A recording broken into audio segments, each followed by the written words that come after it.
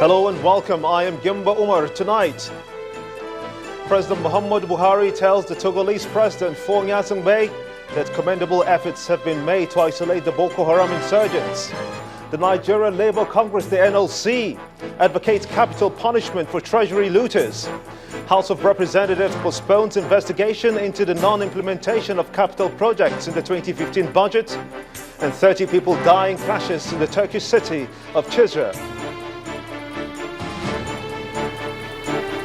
On business news tonight, federal government readmits 113 vessels earlier banned from Nigeria's territorial waters.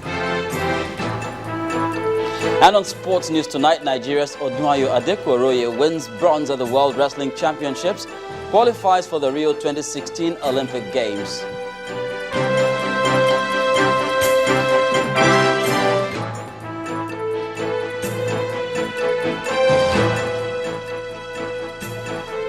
We'll begin tonight with President Muhammadu Buhari's commendation of the multi-military efforts to isolate and defeat Boko Haram insurgents while paving the way for peace and to reign in northern Nigeria.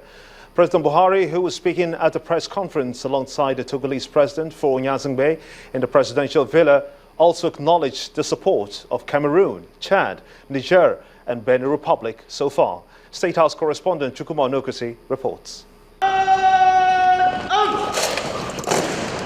Togolese president has come to congratulate President Buhari on his victory at the polls. He also extends an invitation to the Nigerian president to attend a summit in November organized by his country to deal with issues of maritime security and piracy, which he says has cost some African countries over $7 billion, illicit drug trafficking and pollution, as well as migration issues. He berates the porous nature of the borders through which African sons and daughters travel to Europe, with many of them dying on the high sea. We also want to commend the President and Nigeria Security and Defense Forces for the work they are doing to combat terrorism in West Africa.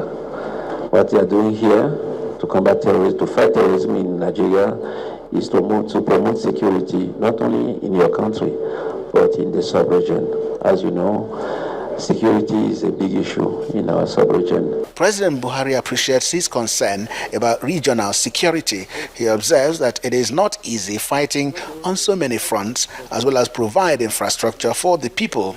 The president observed that the fight against Boko Haram is recording huge success. It's not easy to try to fight on so many fronts, in the northeast, in the south, and then try to get the infrastructure, and then again seek the cooperation of the regional countries. With the Lake Chad Basin Commission comprising of Cameroon, Chad, Niger, and Benin, we have identified our problems and the efforts we are making. We have achieved some results in terms of isolating Boko Haram and dealing with them in peace. The two leaders believe that cooperation among African countries should be encouraged, without which it will not be easy to tackle the numerous challenges confronting the sub-region. Chukwuma Onokusi, Channels Television News. The 35th edition of the ordinary meeting of the ECOWAS Chiefs of Defence Staff, CDS, is ongoing in Dakar, Senegal. The Chief of Defence Staff, General Gabriel Olonishakin, is leading the Nigerian delegates, including the Chief of Naval Staff, to the meeting. Well, the meeting is to deliberate on new structures for the ECOWAS Standby Force, the ESF, and the Peace Support Operations Division, the PSOD. Other areas of discussions include ECOWAS mission in Guinea-Bissau, exit strategy and the implementation of the Defense and Security Sector Reforms Program in Guinea-Bissau. The Nigerian delegates are using the occasion to brief the wider regional body about the Boko Haram insurgency and the efforts the Nigerian Armed Forces and the Lake Chad Basin Commission member countries have put in place to end Boko Haram activities in the region. They say that the increased regional and continental awareness of the evils of terrorism and related crimes in the West African sub-region, the perpetration will have to be tough, rough, and approached with all dignity. Troops of the 1 Division of the Nigerian Army say that they have killed no fewer than 10 bandits and suspected terrorists in various joint operations tagged Operation Restore Peace 2 in the northeast of the country. The statement issued by the Deputy Director Army Public Relations of the 1 Division headquarters in Kaduna, Colonel Usman Abdul, says that during the military operations, 64 suspected terrorists and bandits were also arrested and handed over to the police and the Department of State Security for further investigation and prosecution. The statement adds that 7,119 cattle, sheep and goats were also recovered from rustlers and bandits who have been terrorizing people from the zone. The zone comprises of Jigawa, Katsina, Zamfara, Sokoto, Kebbi, Kaduna and Kano, while the operations also extended to Niger and Kogi states in the north central.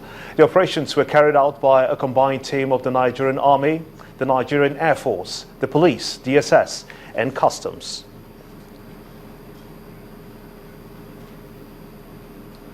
Nigeria's labor unions today filed out across the country in a nationwide rally to demonstrate their support for the federal government's war on corruption.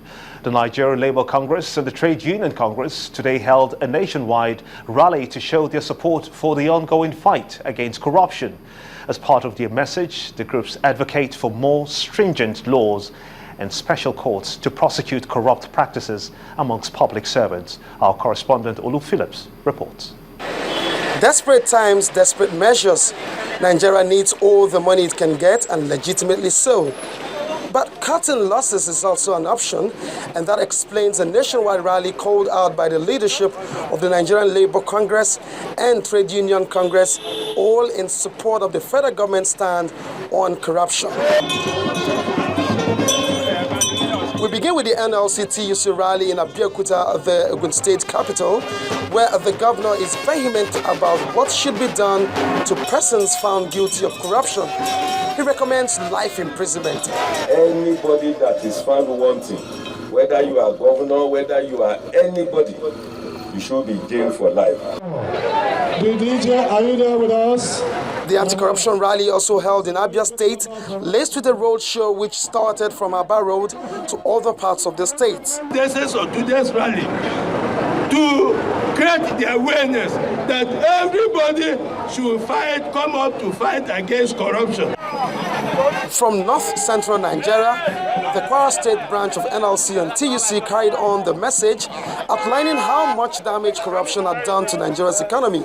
A letter to this effect has been handed to the government for an onward transmission to the president. We have a mandate to organize this rally with our people so that we show our support to Mr. President that we are against corruption. Of concern to the Kaduna branch of the rally is the call on political leaders to reduce the cost of governance while advocating capital punishment for guilty corrupt officials. The placard carrying NLC members marched through major streets before arriving at the government house.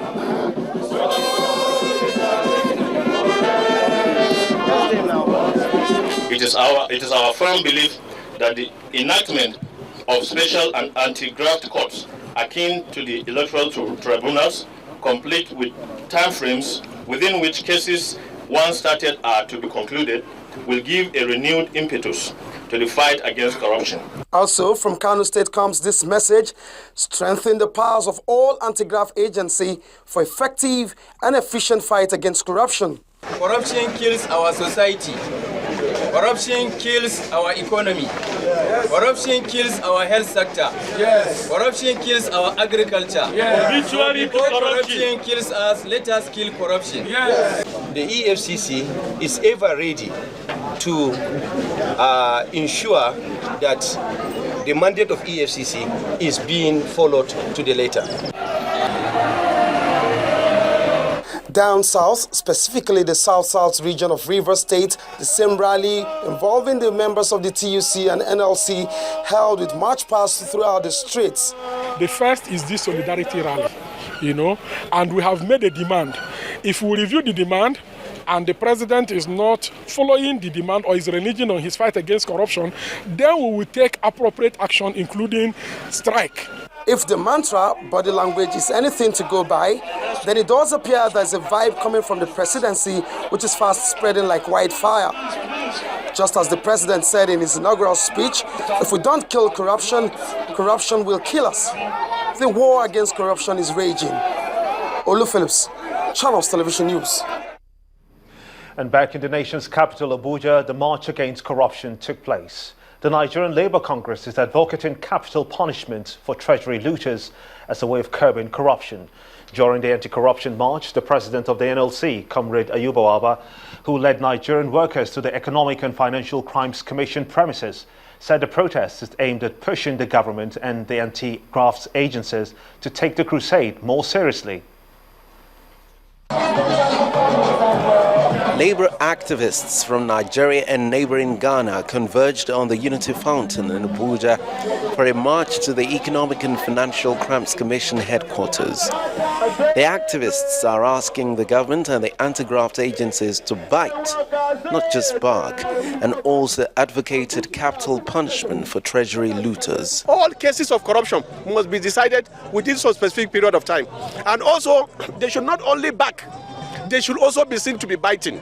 And therefore, there is a new dispensation, there is a new horizon. They must rise up to the challenge. This is why we are going there. 2, from there we are going to the National Assembly, because our laws are also very weak. Our laws support correct practices, and therefore the punishment even for corrupt officers is very light. So we are demanding that those laws should be reviewed.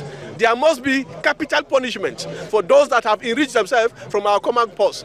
Receiving the protesters, the chairman of the EFCC enjoined the workers to join forces with the agency in the anti-graft crusade. For you to get light, you must have a generator. For you to get education, you must go to private school. For you to get healthcare, you must go to private hospital. We cannot continue like that.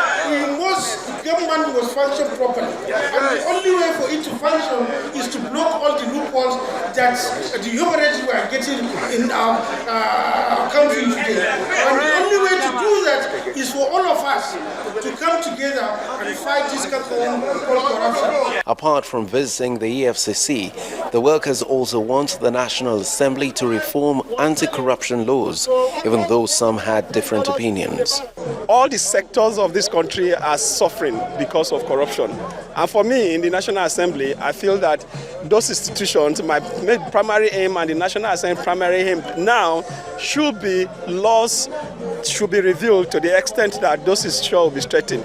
We have quite very good laws, but how do we apply the laws? If we are saying that resources from maybe the oil income should go into one particular account, we must make sure that the resources from the sale of crude oil goes into that account.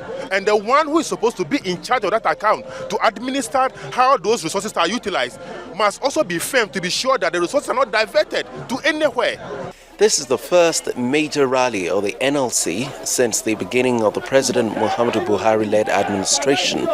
It is hoped that the pressure on government to end corruption will yield the desired results. And in part 2, after the break, the only survivor of the fire incident that occurred around Lawanson area in Lagos State, Nigeria's southwest region, has died in hospital. Stay with us.